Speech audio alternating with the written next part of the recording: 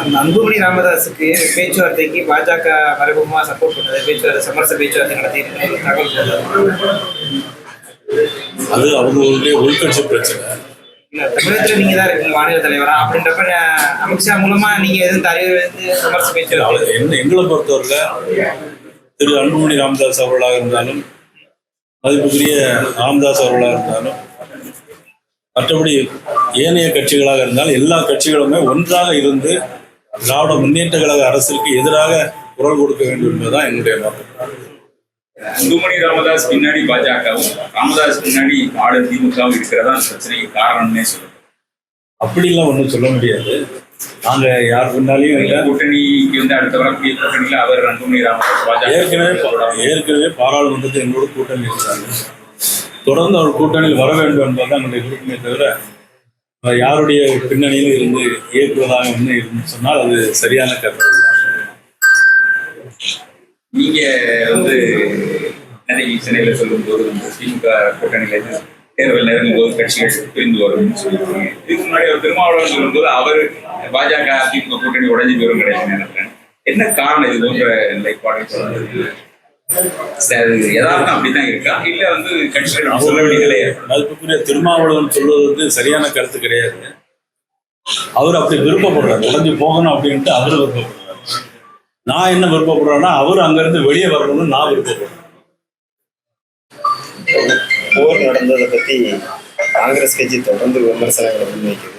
வெளியுறவுத்துறை அமைச்சர் வந்து பாகிஸ்தான் கிட்ட சொல்லிட்டு தான் அந்த போரை முன்னெடுத்தாரு அல்லது அந்த தாக்குதலை தொடர்ந்தாருங்கிறது வந்து ஒரு குற்றம் அப்படிங்கிறத ஒரு கடுமையான விமர்சனமா சொல்றாரு. அதாவது பாக்குறீங்க விமர்சனம். வீரபாண்டிய கட்டபொம்மன் இருக்கக்கூடிய இடத்துலதான் எட்டப்பொண்ணு இருக்கான். காட்டி கொடுக்குற கூட்டம் நாட்டில் இருந்துகிட்டே தான் இருக்கு. நம்ம என்னைக்கு மனித ஜென்மம் பொறுத்தோம், அதனால ஒருத்தர் காட்டி கொடுக்குற கூட்டம் இருந்துகிட்டு தான் இருக்கு. அதனால காங்கிரஸ் கட்சியை வந்து என்னைக்குமே காட்டி கொடுக்குது. காஷ்மீர் மாநிலம் இன்னைக்கு போறதுக்கு காரணமே காங்கிரஸ் கட்சி. ஹரிசிங் தான் முதலமைச்சராக இருந்தார். நேருவால தான் இன்னைக்கு இதை இன்னைக்கு எவ்வளோ தூரம் ஆகிப்போச்சு காஷ்மீர் இஷ்யூ. அதனால் அவங்கள பற்றிலாம் பேச முடியாது. அவர் ஒரு எதிர்கட்சியினுடைய தலைவராக இருக்கிறாரு. அவர் சொல்லக்கூடிய விமர்சனங்களோ அல்லது அந்த பகுதியை சாதாரணமாக கடந்து போக முடியாது. அதுக்கு பதிலளிக்க வேண்டிய தேவைன்னு ஒன்று இருக்கு மாநில மத்திய அரசு. இன்னைக்கு 26 பேரை மனைவி முன்னால 10 வயசு சிறுவன் முன்னால நேர விட்டு ஏற்கப்பாட்டு சொல்லிட்டு போடுறான் ரச கலந்து.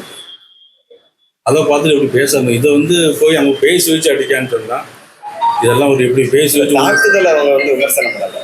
தாக்குதல் நடத்தினதை விமர்சனம் பண்ணல. ஆனால் தாக்குதல் நடத்ததை பாகிஸ்தான் கிட்ட ஏன் சொல்லிட்டு செஞ்சீங்க அப்படிங்கிற அதை தான் வந்து கேள்வியா முன்வைக்கிறாங்க. தாக்குதல் நடத்தினதை யாரும் விமர்சனம் பண்ணல.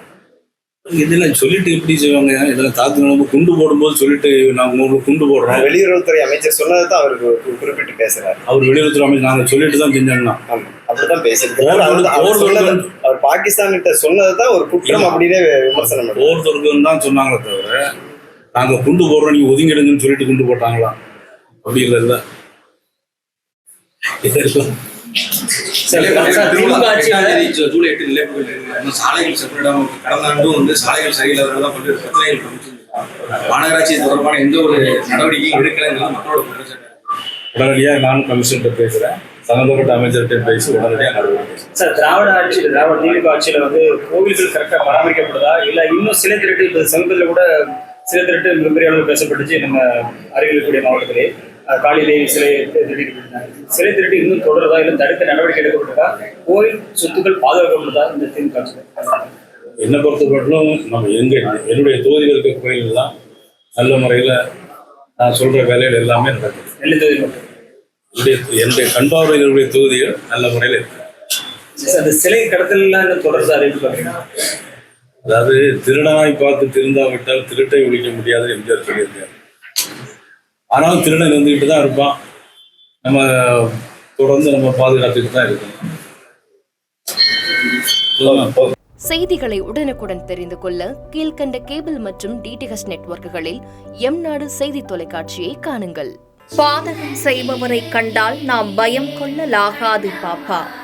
மோதி மிதித்து விடு பாப்பா, அவர் முகத்தில் உமிழ்ந்து விடு பாப்பா. அண்மை செய்திகளை உடனுக்குடன் தெரிந்து கொள்ள இணைந்திருங்கள் எம்நாடு தொலைக்காட்சியுடன்.